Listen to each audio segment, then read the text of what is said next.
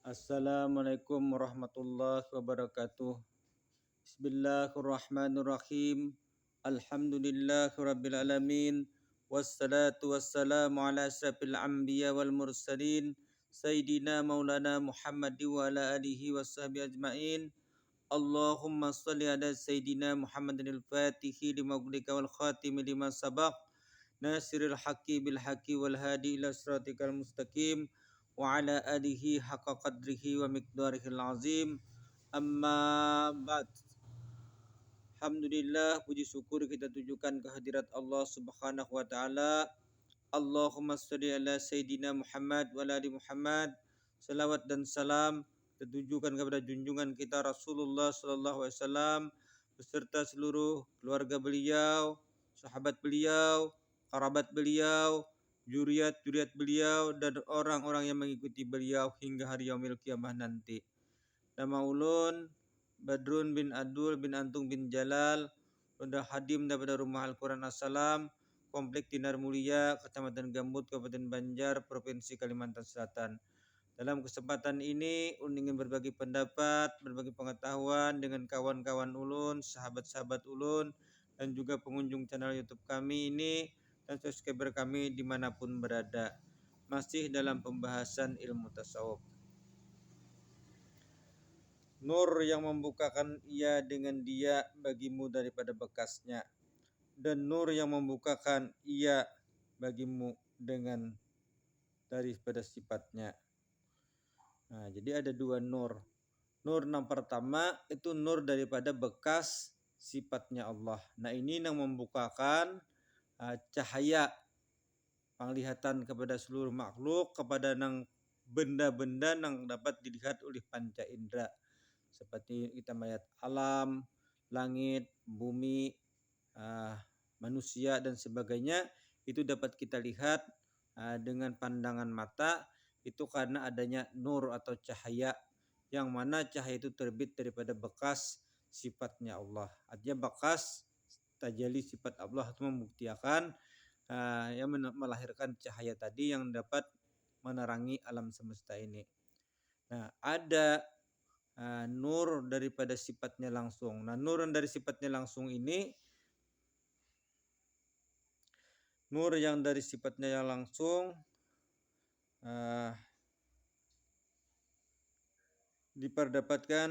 didapatkan oleh orang-orang tertentu aja.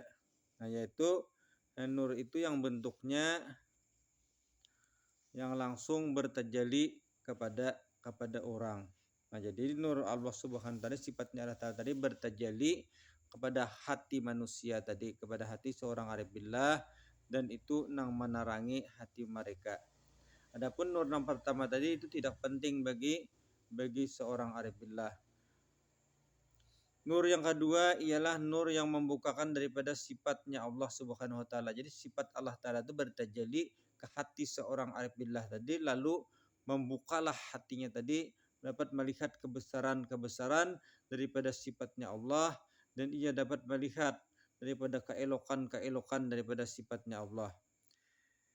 Ini tidak didapatkan oleh seseorang, melainkan daripada tajalli sifat Allah Ta'ala kepada hati seseorang yang sudah memiliki kemakrifatan tadi. Ini pula yang dinamakan dengan terbukanya yang sebenarnya, yaitu dapat terbukanya sifat-sifat ketuhanan tadi secara nyata, dan kebesaran dan keelokan daripada sifat-sifat Allah. Dan ini adalah tujuan yang dituntut bagi orang-orang alif billah, dan dengan dialah bertatap makrifat itu di pada makam musyahadah. Nah, jadi orang yang mendapatkan ini, orang yang sudah mencapai tajalli daripada sifatnya Allah, dan orang tadi sudah mencapai kemakrifatan, dan orang tadi berkakalan di makam musyahadah. Nah, jadi makam musyahadah ini yaitu tinggi daripada makam suhud. Suhud tadi masih pandangan, sedangkan musyahadah ini sudah menyaksikan. Artinya orang itu sudah terbuka hijab, lalu kamu menyaksikan kebesaran-kebesaran daripada sifatnya Allah, kebesaran daripada keelokan daripada sifat-sifat Allah tadi sudah dilihat sudah nyata baginya dalam pandangan, dalam penyaksiannya tadi.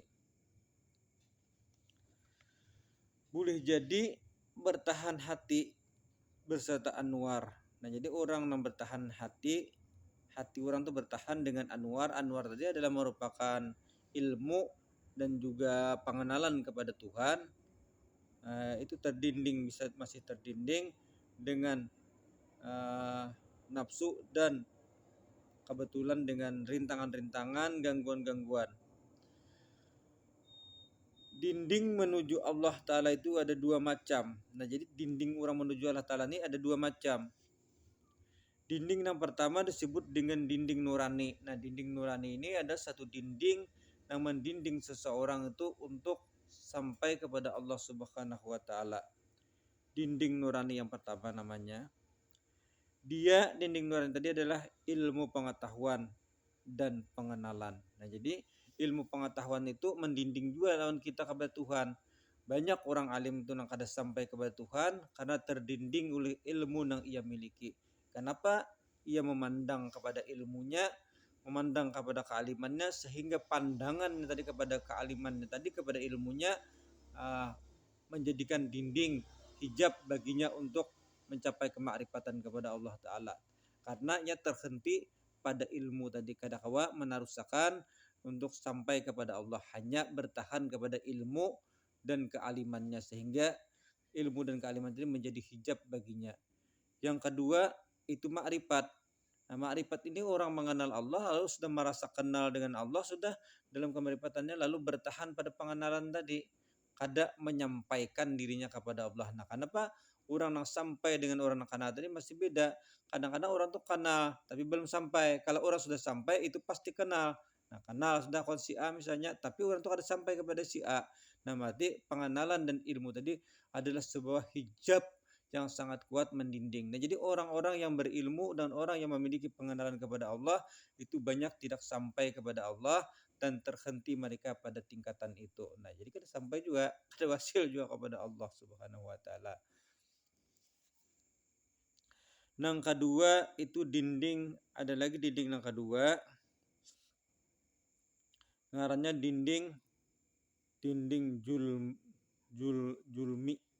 julmah, dinding kegelapan. Nah, dia adalah keinginan nafsu dan kebiasaan nafsu. Nah, jadi keinginan nafsu dan kebiasaan nafsu kita itu menjadi dinding juga lawan kita untuk sampai kepada Allah Ta'ala. Nah, tapi ini dinding karena dinding gelap. Kalau tadi dinding nurani tadi artinya dinding yang ada di dalam batin kita, yang berasal dari diri kita sendiri. Sama nafsu pun berasal dari ada suatu dinding juga, yang dinding yang gelap untuk menyampaikan untuk kita sampai kepada Tuhan, yang sumbernya juga dari nafsu kita juga. Dinding nafsu ini tidak dapat hilang kalau tidak diperangi dan dikalahkan. Nah, jadi dinding ini kadakawa kita sampai kepada Allah Subhanahu wa Ta'ala oleh dinding ini, kecuali kita perangi, artinya kita harus mengalahkannya. Allah mau menutupi akan cahaya dan rahasia dengan tutupan nan jahir. Nah, jadi Allah Ta'ala itu menutupi rahasia-rahasia kita, cahaya yang ada pada batin kita dan rahasia seperti itu dengan yang jahir.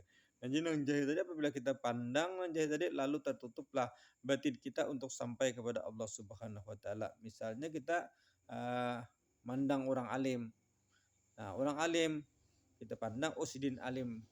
Nah, alim tadi kan orang jahir, yang kita pandang jahirnya. Kalau kita pandang hakikatnya, sidin tadi kan ada ilmu. Orang alim itu nambah ilmu siapa? Allah Ta'ala. Nah, jadi ilmunya Allah Ta'ala yang itu. Sidin kada ilmu, nambah ilmu siapa? Allah Ta'ala. Nah, kalau kita memandang kepada Allah Ta'ala, berarti kan tembus. Tapi kalau kita memandang orang yang alim tadi, lalu orang yang alim tadi jadi hijab lawan kita, dinding. Artinya kejahiran seorang yang alim tadi mendinding kita untuk sampai kepada Tuhan. Bahkan untuk mengenal Tuhan pun kita sudah terdinding. Karena apa? Karena kita memandang jahir orang itu tadi. Kecuali kita memandang kepada batin. Nah, kalau kita memandang kepada batin, berarti orang tadi kada alim. Nah, alim siapa? Allah Ta'ala. Kita melihat orang sugih, lalu kita pandang orang tuh sugih. Nah, tinding pulang lawan kita, kecuali kita hilangkan jahirnya. Kita pandang siapa yang sugih, itu Allah Ta'ala. Nah, di situ hanya kawat terbuka hijab. Atau orang nang apa ngarannya nang memandang kepada jahirnya sendiri, ini merasa masyhur, lalu kemasyhuran itu yang dipandangnya. Nah, kemasyhurannya tadi pun jahir mendinding juga lawan batinnya untuk sampai kepada Tuhan.